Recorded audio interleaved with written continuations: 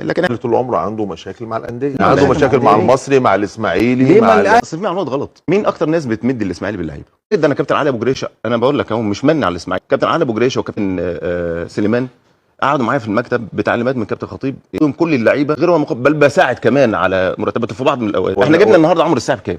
عمرو الساعي يستاهل 50 50 مليون. يستاهل 50 مليون. انت بتساعد. محمد سليماني يقول لك الاهلي عنده مشاكل مع كل الانديه المصري والاسماعيلي، ما عنديش مشاكل مع حد على فكره. الاهلي علاقته حلوه بالمصري والاسماعيلي على فكره، هي مشكله بس مشاكل الجماهير، ده اول حاجه. تاني حاجه، انت بقى عامل مشاكل مع اللاعبين كلها، الفيفا تسعد.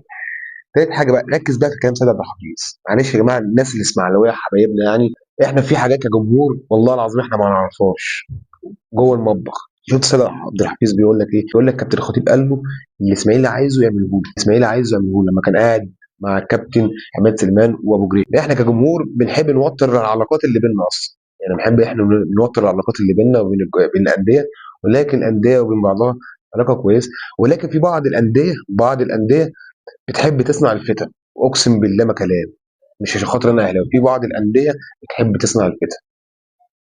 ابو ستيف ده معلم،